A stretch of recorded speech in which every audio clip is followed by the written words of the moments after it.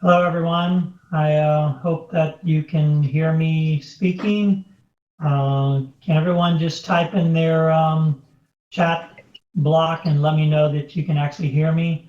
If you don't know where that is, you can go to the top of your TeamViewer window and click on the two clouds that are next to each other, and that'll open up a chat window, and then you can type yes or no, and let me know if you can hear me okay. Magellan, I'm going to go ahead and mute your mic so we don't hear you typing. Okay, so it's now muted, and if you need to send me a message, Magellan, you can send it on Skype or through TeamViewer. Okay, so I want to thank everyone for showing up. Some people are still lagging behind here, and maybe, of course, some people said they were going to show up and they forget. But the point of today's class is to show the substantial difference between orthodox Elliott wave and more advanced neo-wave concepts. Since I wrote my book over 25 years ago, very few people, the people who bought my book, who have actually taken my class because they're very expensive and they're very, very involved. And so by teaching this free session, I thought it would give people an idea of what these classes are like and how specific and detailed and pretty much scientific wave analysis can actually be, and all the additional rules relating to price, time, and complexity that come into play with neo-wave that are not part of orthodox Elliott wave. This is a very important differentiation, because if you have a lot more rules to work with, the whole process can become much more objective, and it moves out of the realm of opinion and more into the realm of just scientific provable fact. And either you're right or you're wrong, or either you know or you don't know, but it's a process that eliminates the opinion part and allows you to be much more confident about what you're doing, what you're thinking, and what the market's expected to do. So if anyone has any question, you can just type it in the chat section. Magellan will see it and he can let me know if there's any specific questions he thinks should be addressed, and then I can get around to that. We have a separate Skype connection here, and he can just let me know what's going on with the chat room.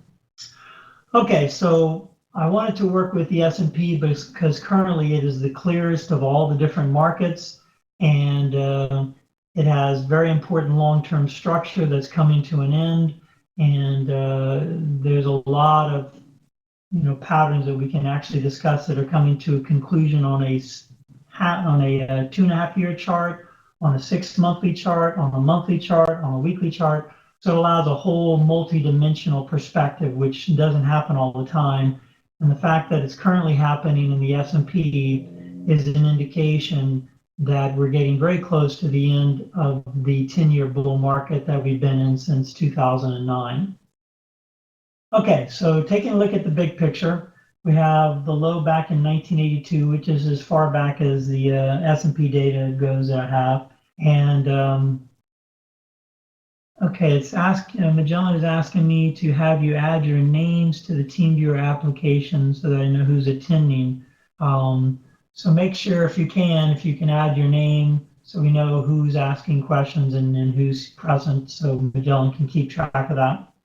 Okay, so getting back to the chart starts back in 1982. That's when the last great bull market began, and the market advanced, quite a bit since that low. So what I'd like to do is go through the discussion. This is a 2.5-year high low. It's a chart specifically created for me by my programmer, because the 6-monthly charts, which I'll show you here, were getting so complicated and detailed, it was getting hard to do analysis on them. So I wanted a simplified version of that. Probably the most important thing one of the most important things you can learn from today's session is that management of complexity is absolutely essential to good wave analysis. If a chart looks like this, it's too complicated to do wave analysis. So the number of mono waves you see on the chart is controlling that and managing that is essential to good wave analysis. So the more you have, if it's beyond about 100, which I think this chart clearly is, then it's moving beyond the level of manageability and safety from an analysis standpoint. You want to get it down to preferably about 30 to 50, if you want to go with Fibonacci numbers, and 34 to 55 mono waves. And that moves you into the realm of safety and comfort for doing good wave analysis. So here is a 2.5 year high low. It's only the high and low for every 2.5 years, probably going back to 1982. And you can see things pretty simply. It starts to look a lot like the diagrams in my book. And so it makes it, fairly easy to compare the diagrams in the book to what we're seeing on the chart. So starting back in 1982, you can see the market advanced, a nice amount, went through a correction, another nice advance, another correction, and so forth. Now, most people, when they begin the analysis process, what I'm going to do is I'm going to start messing up this chart and going through the process as if this were happening in real time.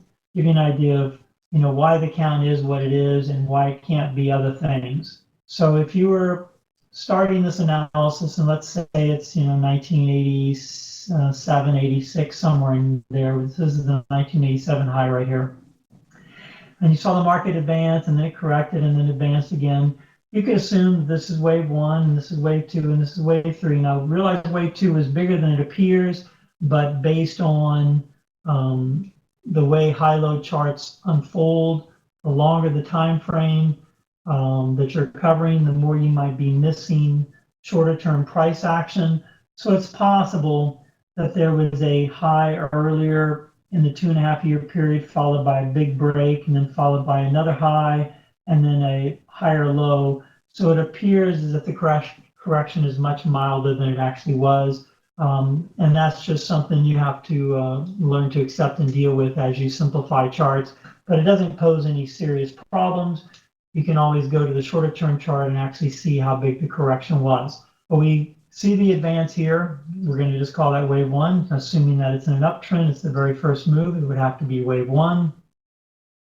The correction that followed would have to be wave two. Now, wave two in a proper impulsive pattern should take as much time as wave one or more. That's an essential, non-negotiable, non-changeable rule.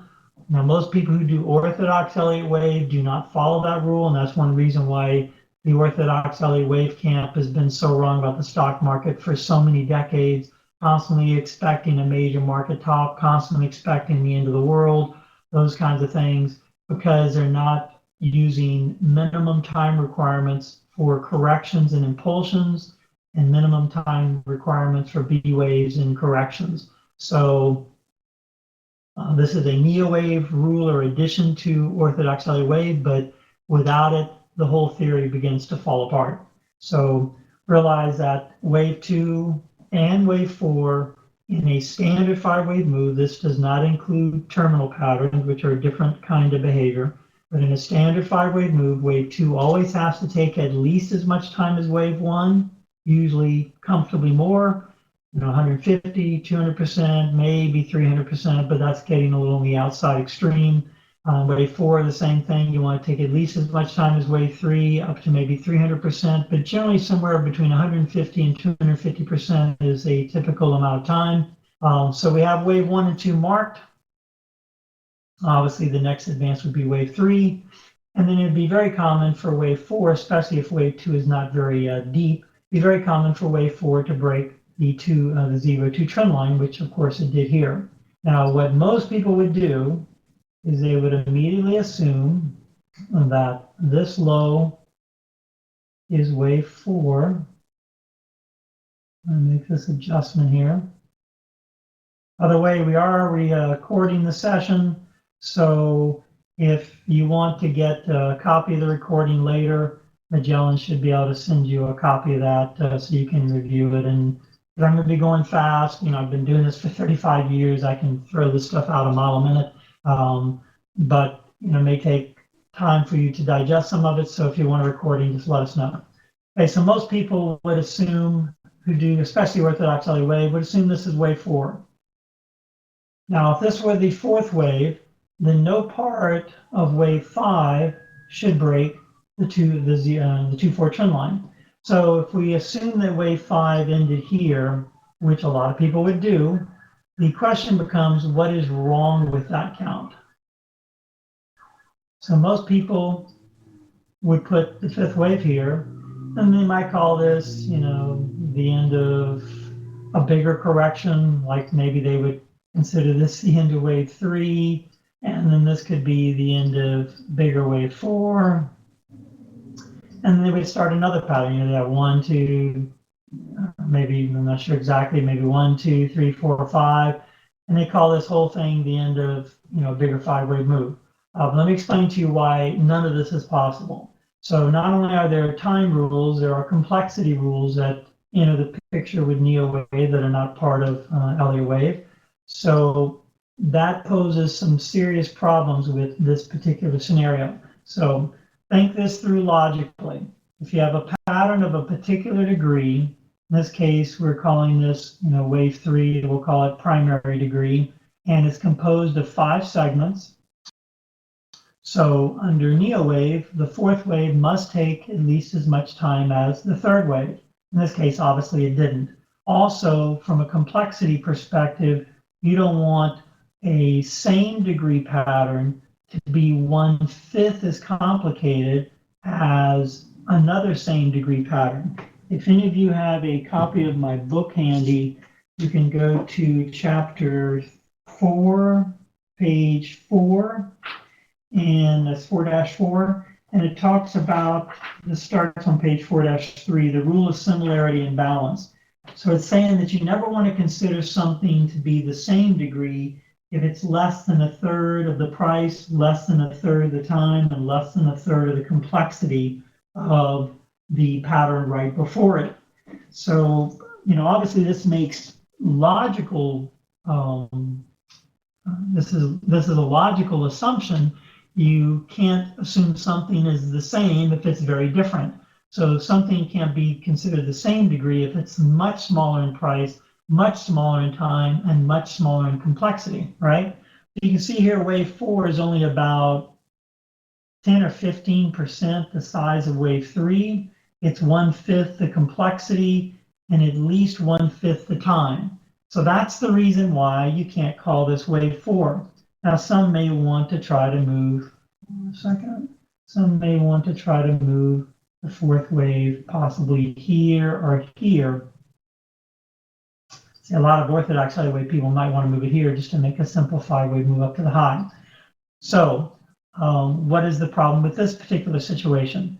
Again, the 4th wave would still take less time than the 3rd wave itself. So if any of you get my forecasting service, you'll notice I use these rectangles a lot, and that's to measure minimum price and time and maximum price and time and so forth. So if we tried to finish the 4th wave right here, it would still take only about half the time of wave 3. It would be complicated enough, but it wouldn't be time consuming enough. And price wise, it's still only about 10% of the 3rd wave in price. So it still doesn't fall into the rule of similarity and balance, where at least 1/3 of the price, 1/3 of the time, and 1/3 of the complexity. So it's still uncomfortably small to be considered a legitimate 4th wave correction. So I'm going to back out of some of this stuff. So we now know that we can't finish the 3rd wave here, or if we do, we'd have to move wave 4 way over here. If we do that, then the 5th wave begins to look like a corrective rally, not an impulsive rally. And we have an extremely strong 4th wave that would be drifting up with the trend. This could be possible. So let me just pursue this for a minute.